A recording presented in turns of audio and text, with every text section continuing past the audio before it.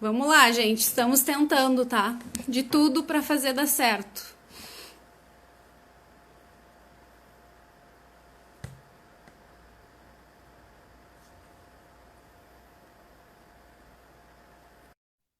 Acho que agora eu adicionei a Ana. Estão me ouvindo? Me digam se estão me ouvindo.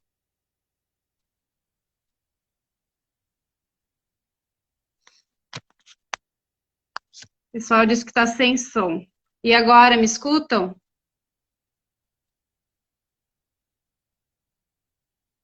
Beleza. Vamos ver se a Ana entra. Já chamei ela.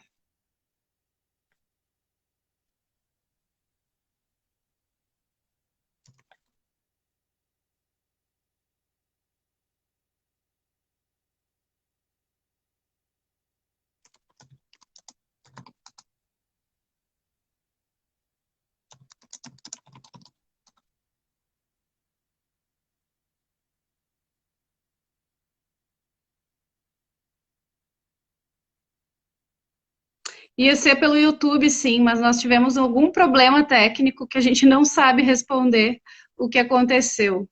Então, a gente está tentando por aqui.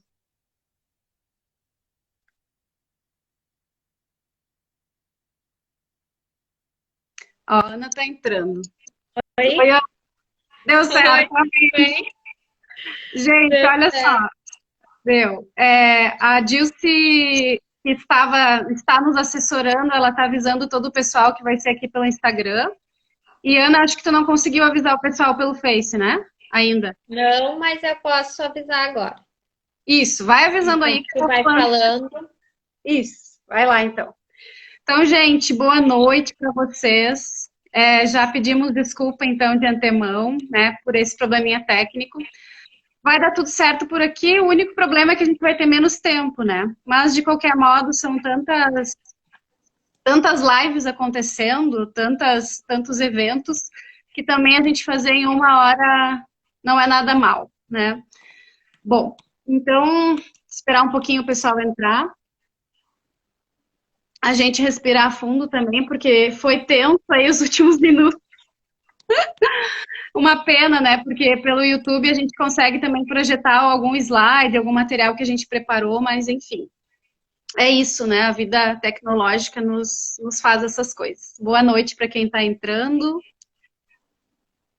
Pessoas conhecidas, muita gente, que bom. Sejam todos sim, nesse bem-vindos. momento a gente sente falta de pessoas do suporte, né? Já que a gente faz tudo. Posta no Face, posta no Insta e fala. Sim, né, a Ana é minha parceira na Zelo, a gente faz tudo muito sozinho, né? E nessas horas a gente sente bastante falta de pessoas que nos ajudem. Mas eu quero aproveitar e agradecer a Dilce, professora Dilce, que coordena o Polo Universitário de de Santo Antônio da Patrulha, que é uma cidade que nós temos atuado já há bastante tempo, né? Acho que 5 anos. E o Polo Universitário e a Secretaria de Educação de Santo Antônio estão conosco. A secretária Dalva, já vi que está por aí também. Estão nos apoiando, né, na organização desse ciclo de webinars, que vai estar começando hoje, que vai se estender aí até agosto, né? Então eu quero agradecer a Dil que estava conosco até agora. Ela deve estar muito chateada por ter dado esse problema no YouTube. Ela é uma pessoa maravilhosa e que nos apoia muito. Mas, enfim, né, Dilce, muito obrigada pelo apoio e para o próximo, a gente tenta fazer dar certo, vai dar. Enfim. Bom, gente, só para dizer assim, dar as boas-vindas para vocês e explicar um pouquinho o que significa esse ciclo de webinars. É para ser um webinar, hoje vai ser uma live, tá? É, Por que a gente resolveu fazer esse ciclo, né?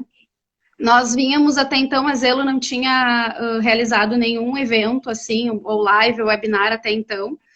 Primeiro porque a gente está e esteve muito envolvido, apoiando diretamente as escolas, os municípios, né, nessa loucura que foi aí, essa adaptação inicial ao novo modelo de trabalho, né, não presencial. Segundo porque eu acho que também a gente vinha estudando e discutindo entre nós e resolvemos esperar um pouco, né, para oferecer alguma coisa que fosse diferente, né, e que fizesse sentido também para nós.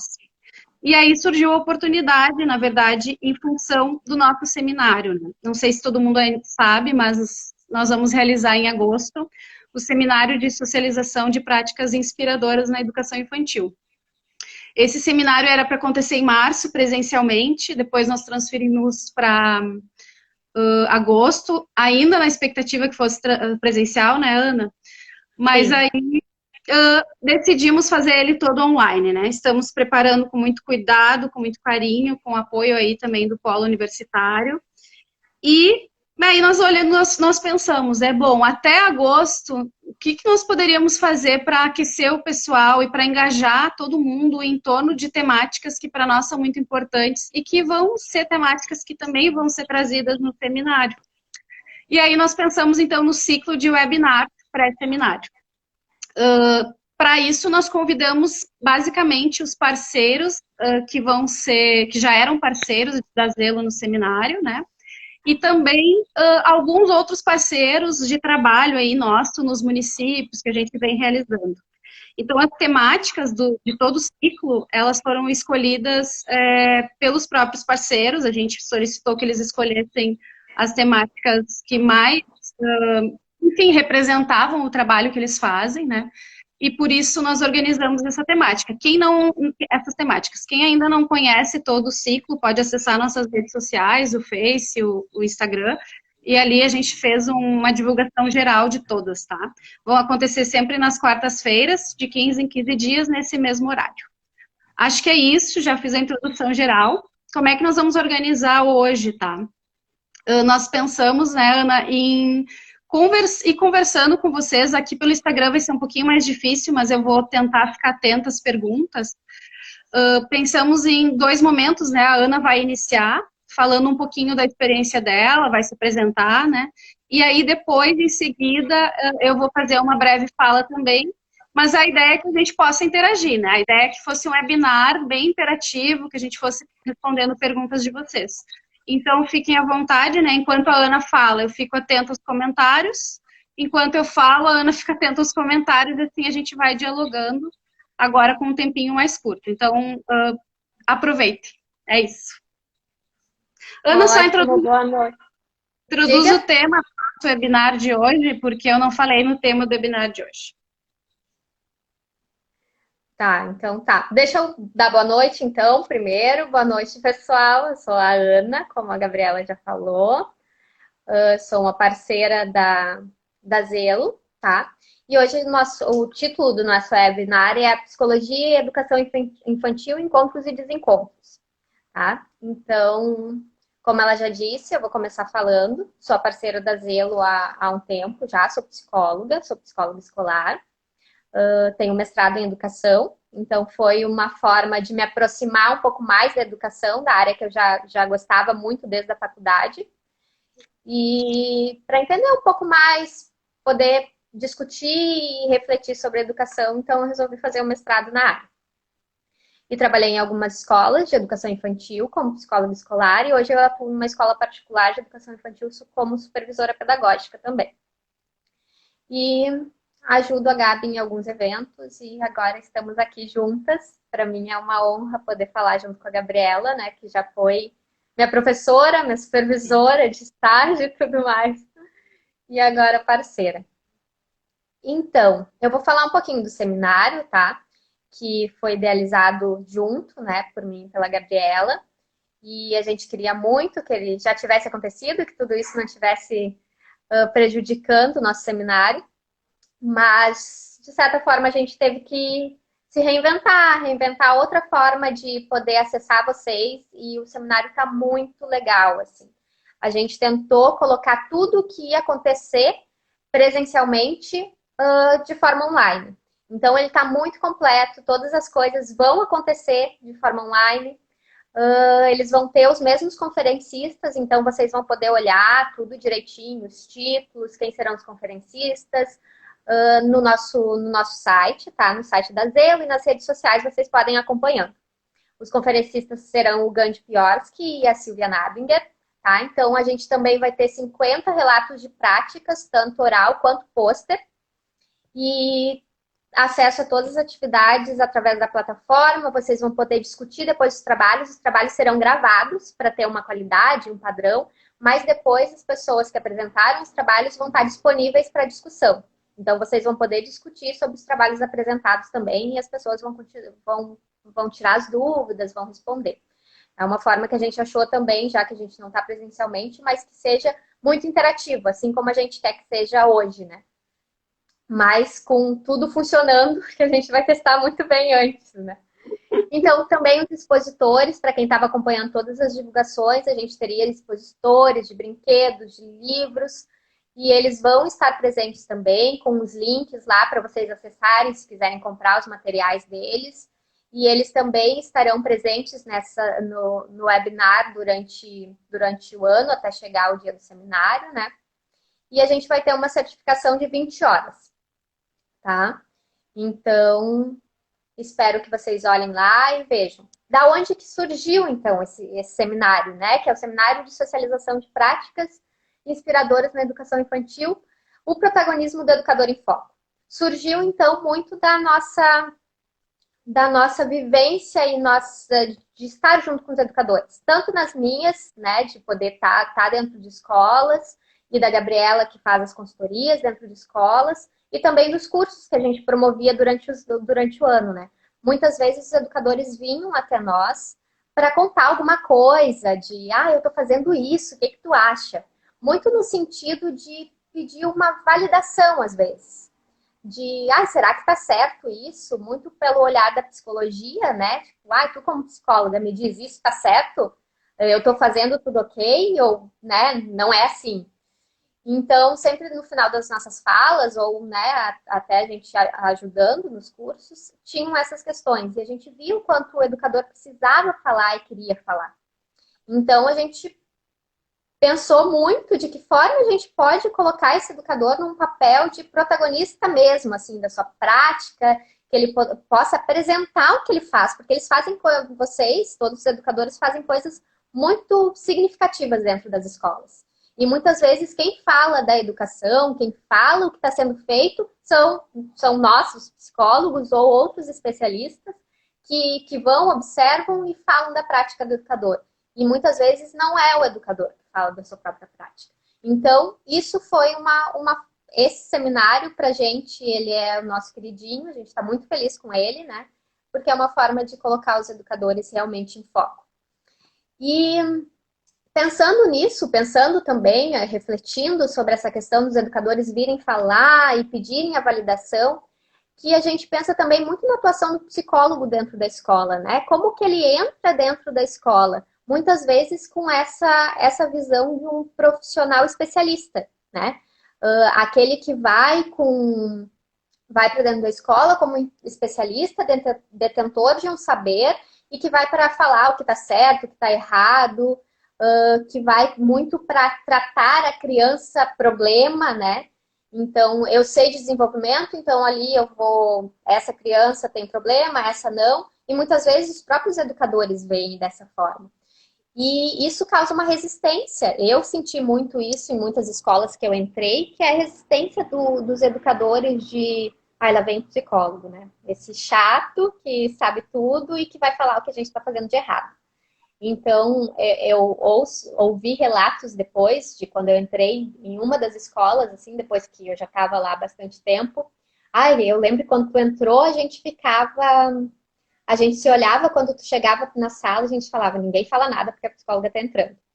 Então, e o quanto a gente precisa construir, então, o que é a psicologia escolar dentro das escolas, dentro das instituições? Que ela vem como um papel colaborativo. A psicologia escolar, ela precisa ser colaborativa e não especialista. A gente faz parte da educação, a gente é educador também. Então, para construir isso, para construir a educação, para construir esse papel colaborativo, a gente precisa se colocar nesse papel e não como detetor de saber. E eu lembro quando eu entrei em uma das escolas, de que forma eu poderia fazer isso, né? De que forma o educador sabe o nosso papel. Porque muitas vezes a gente vai entrar e a própria gestão e os educadores vão achar que o nosso papel é de é de especialista que vai lá para dizer a criança que tem problema, a criança que não tem problema e atender lá numa salinha. Então, eu lembro que eu fiz, até foi uma questão que veio muito, porque existia uma resistência muito grande da minha entrada na instituição, e a gente fazendo reunião de equipe para ver de que forma poderíamos construir isso junto com as educadoras, e a gente fez um momento de pergunta do que elas acham que o psicólogo faz na escola. Então, como elas não conversavam muito comigo, elas escreveram no papel, e daí eu ia tirando o papel e ia respondendo, né? Muitas coisas, sim, o psicólogo faz, mas muito no sentido de, para dizer que se a criança tem problema ou não, para atender, para ajudar em algum problema do desenvolvimento. Não que a gente não vá ajudar e a gente não vá olhar para isso, mas existia muito isso, né? Não, é para isso que tu veio. E eu lembro que, inclusive, é difícil, às vezes, para o educador não ver dessa forma, porque muitos profissionais veem dessa forma. Muitos psicólogos veem dessa forma, né? Eu lembro que eu fui também numa aula, numa faculdade, para estudantes da psicologia, para falar de psicologia escolar. E também, eu fiz uma dessas perguntas, mas o que o psicólogo pode fazer? E também vinha muito nesse sentido, né, de tratar um problema. Então, pensando nisso, a gente foi construindo, junto com os educadores, né, uma forma de que o psicólogo vem para colaborar e para dar suporte para esse educador. Né? A gente vem para dar suporte para esse educador, para ele conseguir cumprir o seu papel. E para a escola cumprir o seu papel, né? O seu papel na educação infantil, ensino fundamental, ensino médio, né? De poder desenvolver esse sujeito, desenvolver para que ele potencializar o desenvolvimento. Então, muitas vezes a gente vai e fala, os psicólogos vêm e falam de as pessoas me mandando perguntas pelo meu Insta. Mandem aqui, e daí senão eu não vou conseguir responder. Então, muitas vezes o psicólogo vem precisa vir para dar suporte para esse educador, né? E os educadores vêm muito na questão de vem cá e me ajuda com esse problema, observa essa criança. E o psicólogo vai lá, observa essa criança e não tem nada, tá tudo bem, e sai. Quando, na verdade, o nosso papel é fundamental na observação, sim, porque a gente precisa, é um olhar de fora, né? A gente tem um conhecimento e vai olhar de fora, mas a gente precisa trabalhar junto com o educador. Precisa pensar em possibilidades junto com esse educador, né? A gente vai olhar essa criança, vai perguntar para o educador o que ele também vê, o que está preocupando, a gente vai pensar em possibilidades se essa criança realmente precisa de uma ajuda, mas uma possibilidade num contexto geral. E não pegar essa criança, tirar, tratar e devolver bem depois para a sala, né? Por isso que o trabalho ele precisa ser em conjunto com a coordenação pedagógica. E muitas vezes, e o psicólogo precisa também entender muito da pedagogia, precisa entender muito de como funcionam de qual a função da escola mesmo, né? Quais as concepções pedagógicas que tem essa escola, e o trabalho é em conjunto. O psicólogo sozinho, ele não consegue fazer nada. Senão, sim, realmente ele vai lá, chegar, tratar um problema, tentar tratar, né? E ir embora. Então, muitas vezes eu entrava na escola e o meu primeiro vínculo era com a coordenação pedagógica, porque eu precisava entender como ela trabalha, né? Poder mostrar também como eu trabalho, para a gente poder pensar em conjunto, né? Poder pensar em estratégias em conjunto. Então, se eu tenho um problema lá no berçário tá acontecendo muitas mordidas, tá acontecendo muito conflito, a gente vai pensar na organização de sala, a gente vai pensar em qual a proposição daquela sala, como os educadores estão divididos nos cuidados, como isso tudo está acontecendo. E isso faz parte tanto... Oi. Não, só para...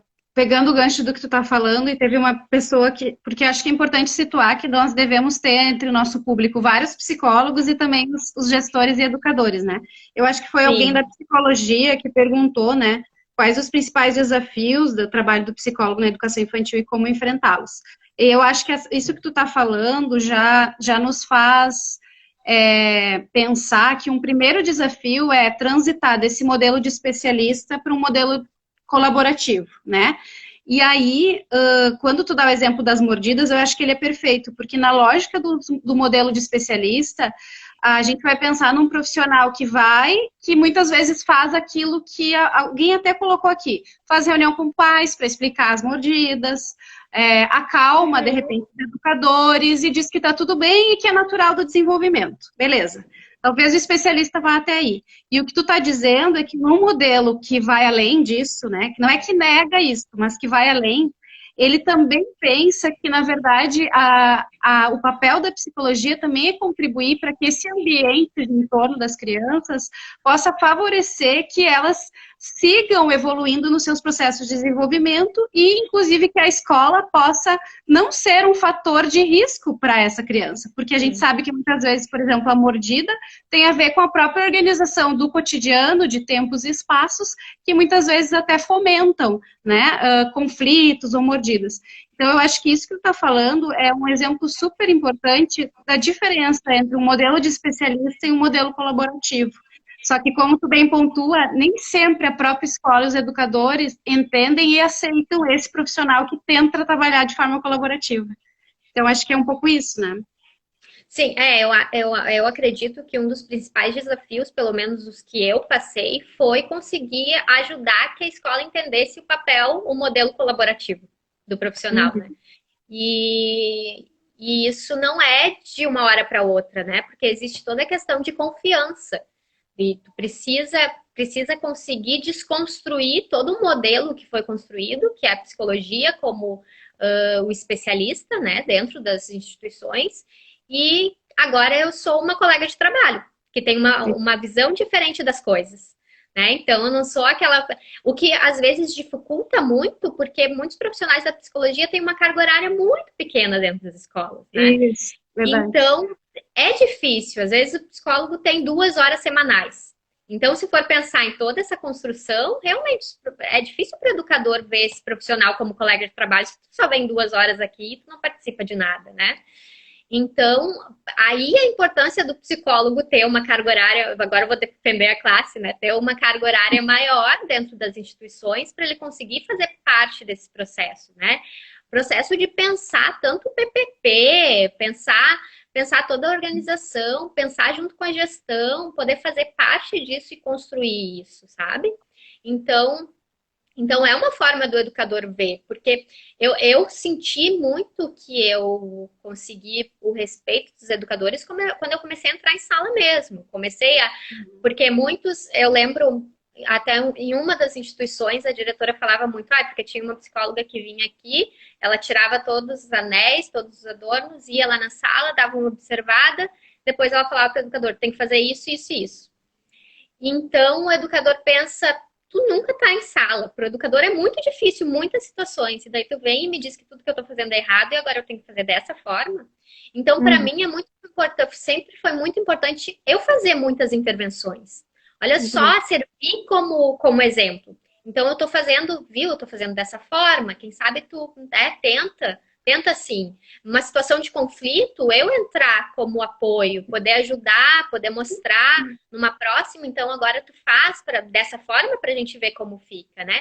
De poder construir isso junto com o educador, de poder também ouvir junto com o educador.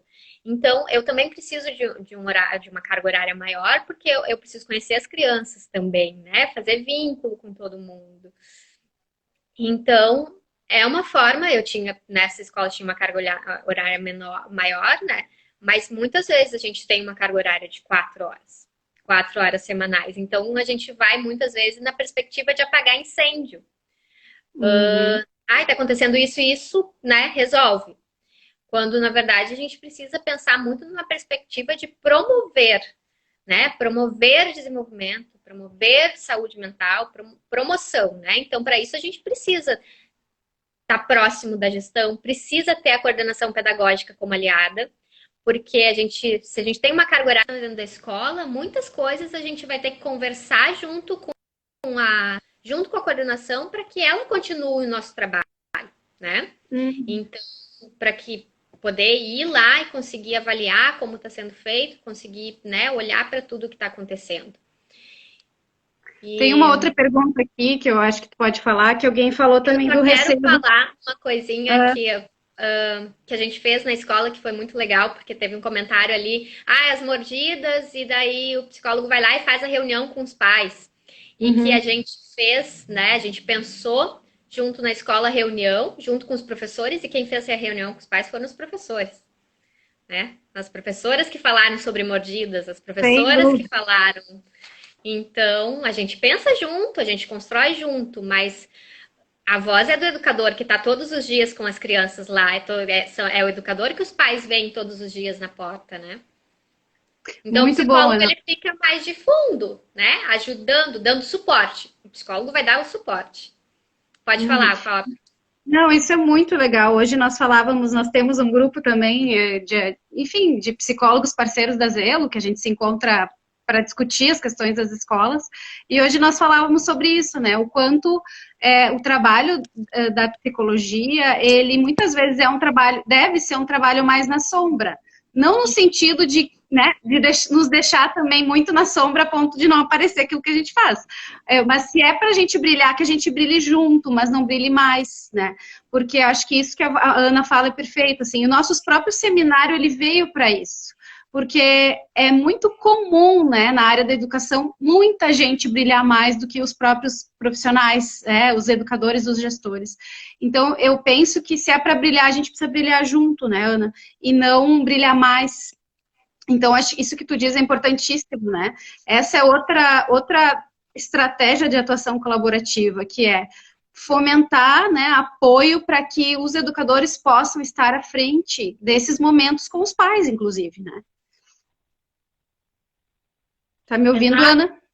Eu tô te ouvindo, Qual a outra pergunta que você comentou que tinha?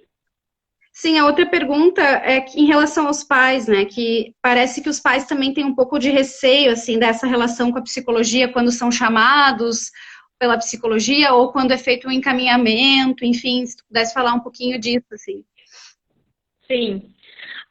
Em todos os contextos, assim, a psicologia também vem como, para as famílias, muito como esse lugar de especialista, e que os pais só vão ser chamados quando tem uma criança que, né, tá com algum problema. Eu tive muitas dificuldades de conversar com pais, tanto em escolas particulares quanto em escola pública, né? E muitas vezes chamava e os pais não vinham, tinha que tentar catar o pai, assim, na porta, né, para conseguir ter uma conversa. E eu acho que isso precisa ser pensado entre a equipe, tá? Eu trabalhei numa escola que a gente tinha uma equipe de, né, o psicólogo, o educador, né, o coordenador pedagógico, assistente social, direção. Então, a gente pensava muito em como fazer isso em equipe. Então, o psicólogo também não pode só aparecer na hora que ele vai chamar o pai quando tem problema, se eu não quero ser vista assim. Então, é importante que nas reuniões com os pais o psicólogo apareça. É importante que fale junto com a equipe de um lugar de que a gente trabalha junto nisso, né? E assim como eu falei, que a gente, né, fez uma reunião com os educadores, eu tô vendo as perguntas e daí eu fico pensando. Esquece as perguntas.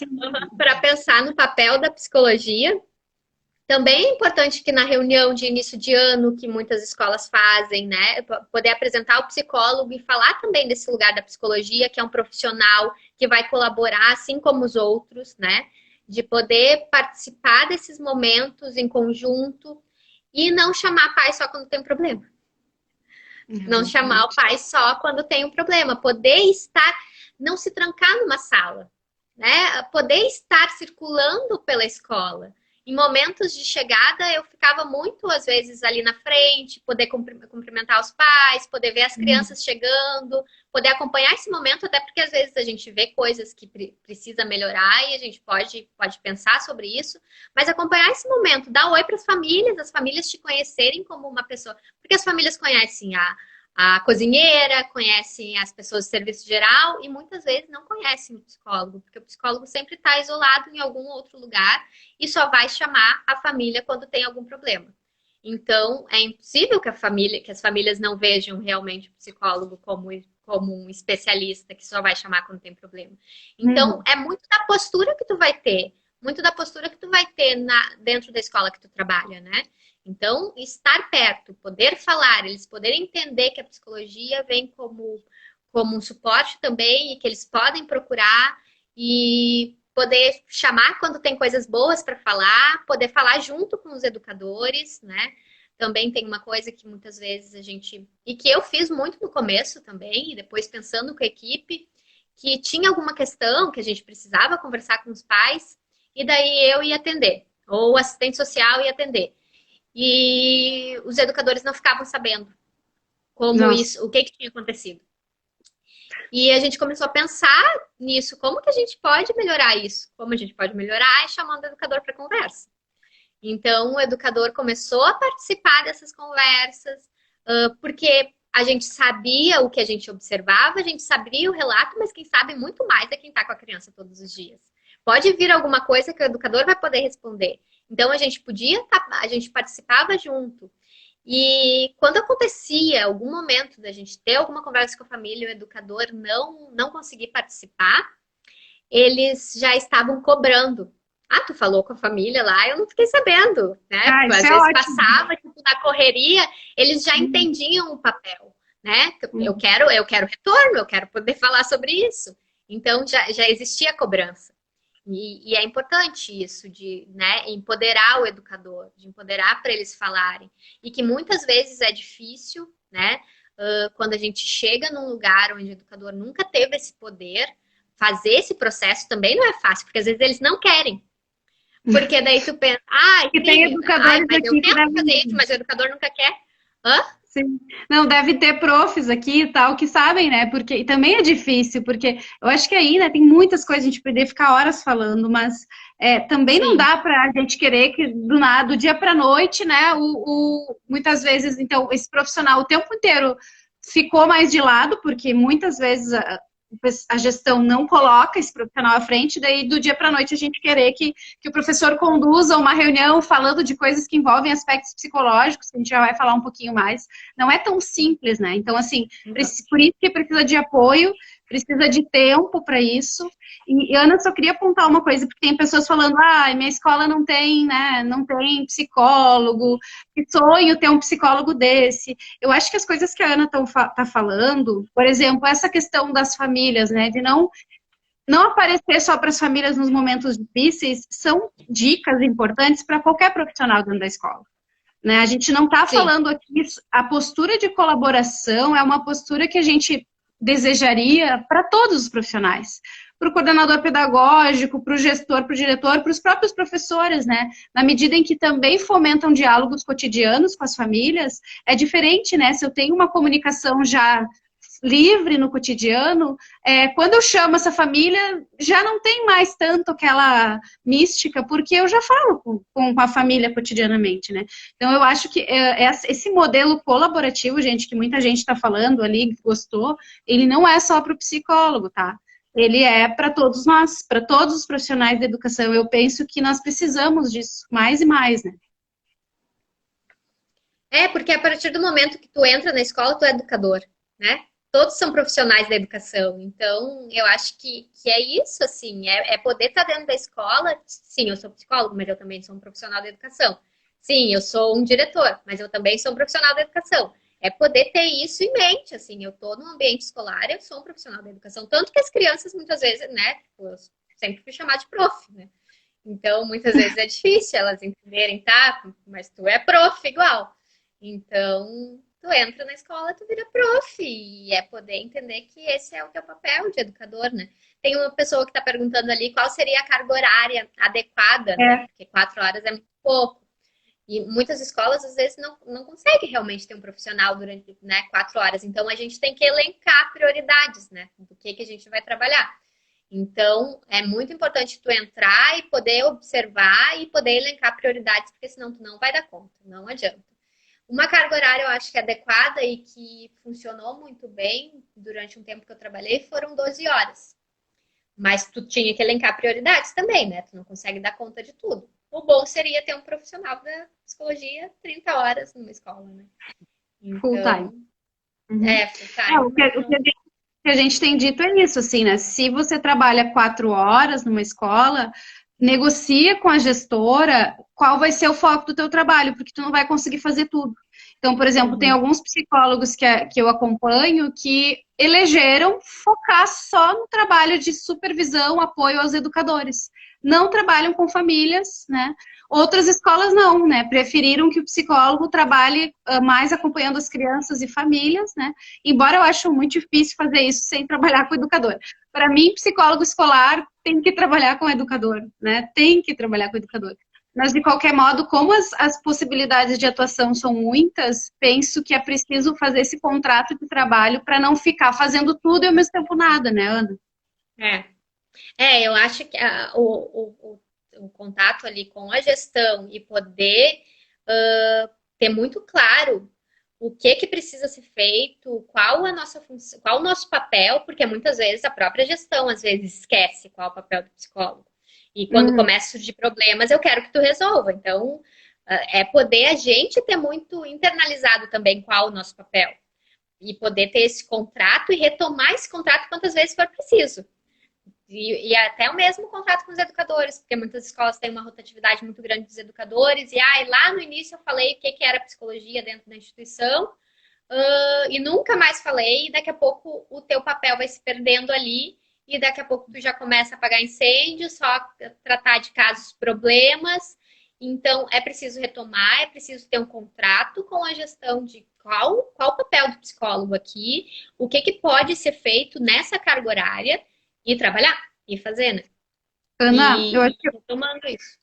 Sim, uma última pergunta para daí a gente. Só quero anunciar para o pessoal que daqui a pouco a gente vai começar a falar algumas questões que não tem a ver, né, diretamente com o trabalho do psicólogo, mas sobre o papel dos conhecimentos da psicologia na atuação dos educadores. Antes disso, o pessoal perguntou assim, como fazer um trabalho da psicologia nesse momento de distanciamento? Se tu quiser falar um pouquinho disso, assim. Sim. Bom, esse momento de distanciamento ele tem sido tão novo para todo mundo, né? Em todas as profissões da educação, de como trabalhar. E o trabalho do psicólogo continua sendo o suporte. Continua sendo pensar, então vai ser um trabalho não tanto de, né, não vai continuar não sendo um trabalho de atendimento às famílias, às crianças, vai ser um trabalho pensado muito com a gestão, né? Poder pensar tanto em como a gente vai conseguir acolher essas famílias, quanto em como a gente vai receber essas famílias e essas crianças no retorno, né? Porque a gente também não sabe como vai ser o retorno, em que contexto vai se dar isso. E eu acho que é tentar manter a equipe tranquila para esse momento, né? Tentar tranquilizar no sentido de ninguém sabe como vai ser, ninguém sabe o que vai acontecer. Então, é poder pensar junto com os profissionais que estão trabalhando mais perto da gente, como a gente pode acolher essas famílias, de que forma a gente pode se aproximar, né? Então a gente vai precisar trabalhar muito com a pedagogia, pensando em formas de aproximação, formas de acolhimento. A gente não vai conseguir pensar em questões muito individuais de cada um, porque eu trabalhando em escola vejo que tá muito difícil assim para todo mundo, porque são muitas demandas o tempo inteiro e as famílias também estão muito fragilizadas. Então não adianta também querer falar para a família tem que fazer isso, isso e isso, ter um roteiro lá do que fazer com as crianças, porque isso não funciona, porque as famílias, muitas famílias estão trabalhando, continuam trabalhando e estão tendo que dar conta de várias coisas. Eu acho que é muito no sentido de dar o suporte, tentar tranquilizar a equipe. Diga. Não, eu acho que tranquilizar e manter a equipe unida, assim, né? Eu percebo que, como tá todo mundo nas suas casas, às vezes dá uma sensação de que aquela coesão, ela pode se quebrar, né? Então, eu percebo, assim, pelo meu trabalho e pelos trabalhos dos colegas que eu tenho acompanhado e supervisionado, que a psicologia vem muito, assim, nesse momento, ajudar essa equipe a retomar quais são os princípios, né, que inspiram, que já inspiravam a escola e que não podem se perder. Né? Então, assim, nós sempre acreditamos nisso. Será que a gente está conseguindo se manter fiel a esses princípios? Quais princípios a gente vai ter que abrir mão, flexibilizar? Quais a gente vai seguir, né, seguir ainda, né, fiéis a ele? O que nos une nesse momento como equipe? Porque às vezes eu sinto também que dá uma sensação de que tudo terminou. Né? De que a escola fechou e que tudo que nos unia foi embora, né? Então eu percebo assim muito as gurias, né? Que nesse momento só estou acompanhando meninas psicólogas fazendo essa costura, assim, né? Do ponto de vista mais prático, algumas estão trabalhando só com as gestoras, outras estão também mantendo encontros virtuais de estudo e reflexão com as educadoras. Né? Então, a gente está fazendo isso na escola também. Isso, é. Estou lembrando da Duda aqui, né? A Duda, que é uma psicóloga, está, né, encontrando as educadoras para refletir sobre diversas questões que perpassam esse momento, né? Então, eu acho que é isso, assim, né? Mas me parece que muito é, assim, trazer essa sensação de continuidade para a escola, né? E de que a escola ainda, apesar do distanciamento, ela se faz escola não pela presença física, mas por essa presença de princípios que não se perdem, né? Uhum. A escola ainda existe, né? Ainda tá todo mundo junto. E é muito na perspectiva que a gente tem trabalhado também com as famílias, né? De manter isso, manter a escola viva para as crianças, né? Então, acho que esse momento é importante manter a escola viva, né? Então... as gurias estão... Eu vou pegar o mote para eu seguir falando, então, Ana, agora. Porque eu acho que a gente deve ter uns 15 minutos ainda pelo Instagram. Passa muito rápido. Ai, que pena, passa. Mas, assim, o pessoal está falando muito aqui sobre a questão, né, da pandemia, do depois, e do quanto a psicologia talvez vai ser muito importante para esse processo. Eu quero pegar esse gancho para dizer assim, né... Porque a gente começa a pensar, eu acho que agora a psicologia vai ser importante porque a gente vai ter que prestar atenção nas questões emocionais das crianças, né? Então, assim, a gente vai ter que talvez deixar um pouco de lado as questões curriculares, já vou falar porque que eu fiz aspas, e vamos ter que pensar nas questões emocionais. Agora, aí eu trago um contraponto para vocês, né? Quem disse que questões emocionais não são questões curriculares na educação infantil? Né? Então, assim, uma coisa que eu queria fazer, um contraponto que eu queria fazer é esse aqui, talvez agora a gente vai ter que mais do que nunca assumir que objetivos de aprendizagem que já estão postos há muito tempo nas nossas diretrizes curriculares, na nossa BNCC, eles já estão lá há muito tempo. Talvez agora a gente só vai ter que levar eles mais a sério, mas, gente, isso não é competência da psicologia. Isso é competência da educação infantil como um todo, e aí a psicologia é parte disso, né? Então, a psicologia é parte disso, mas isso é uma competência da educação infantil. E aí eu vou trazer uma questão importante, que é assim, né? A gente sempre fica nessas dualidades. Agora entra a psicologia e deixa a pedagogia de lado um pouco. Não! Por favor, não vamos fomentar esse tipo de coisa, porque nós estamos falando de uma criança inteira, que é a criança da educação infantil. Não é a criança da psicologia ou da pedagogia. É a criança da educação infantil. De uma educação infantil que se propõe olhar para essa criança como um sujeito que sim, que é protagonista, que é capaz de criar muita coisa, que é capaz de experimentar tintas caseiras, que é capaz de experimentar brincar heurístico, mas essa mesma criança que é capaz de experimentar brincar heurístico é aquela criança que sempre precisou de acolhimento afetivo. Então, assim, por que eu falo isso, né? Porque isso, por trás disso, tem uma disputa, assim, que ainda não está resolvida entre o campo da psicologia do desenvolvimento e o campo da pedagogia.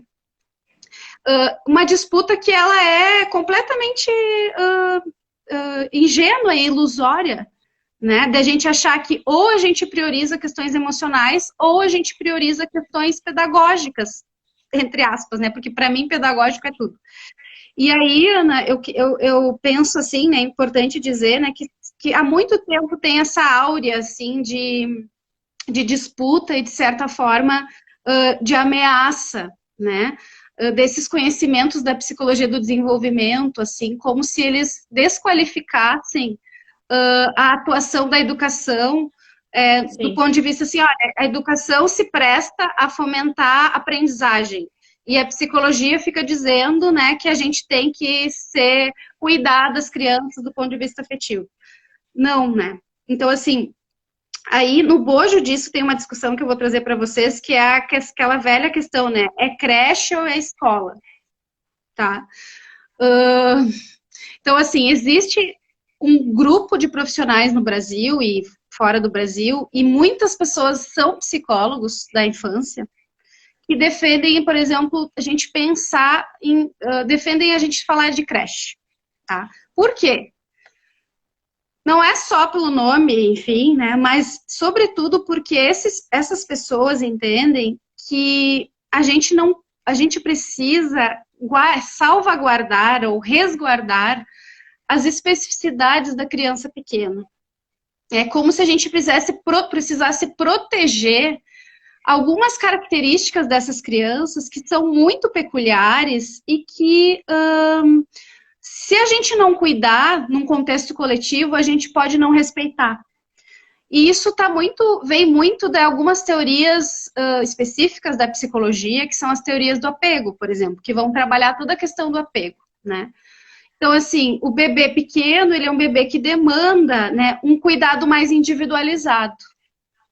Então, esses profissionais defendem que a gente deveria, né, dizer que, na verdade, é creche, não é escola. Porque creche implica um resguardo a essa característica do bebê e da criança pequena, que precisam de contatos mais individuais, de um ambiente mais resguardado, quase que como um ninho. Né? E se a gente para esses profissionais, se a gente chama de escola, né, a gente estaria se afastando, talvez, dessas necessidades muito vitais dessas crianças. Para esses profissionais que defendem a escola, tem aí por trás também algo muito precioso, que é a ideia de defender que esse ambiente é um ambiente educativo.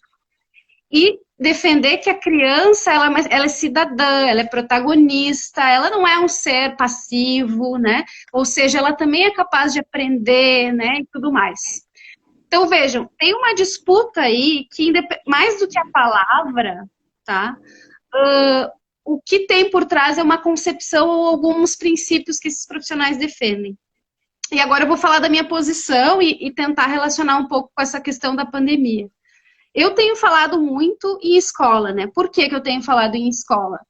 Porque eu respeito a história a história da educação infantil no Brasil, respeito, reconheço, e também reconheço o valor dos profissionais dessa instituição.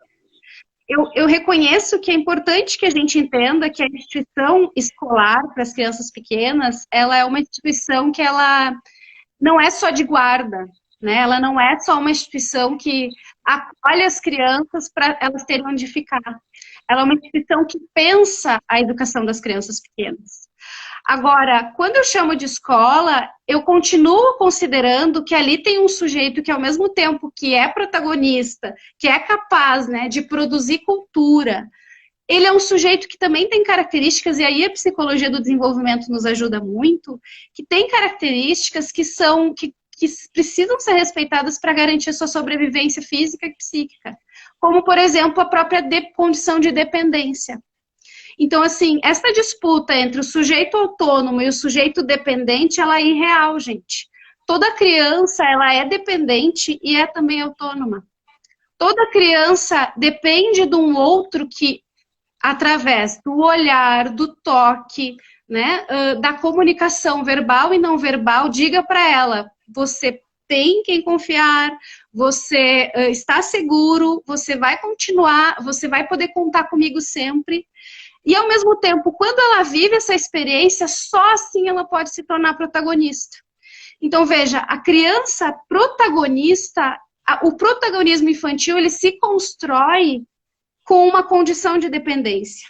Dependência não no sentido pejorativo dessa palavra, mas dependência enquanto a necessidade de eu estar com o outro e ser acolhido por um outro, que me respeita, me reconhece e transmite calor emocional e, mais do que isso, transmite a ideia de que eu existo e de que eu sou importante para alguém.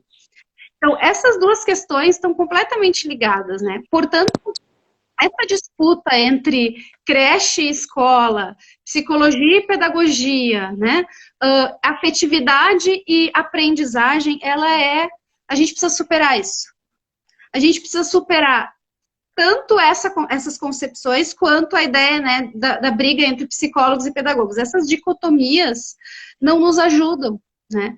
Portanto, quando a gente começa a pensar o retorno agora, a gente não pode achar que o trabalho do educador ele vai diminuir ou ele vai se esvaziar, porque, bom, agora o que importa é só acolher as crianças.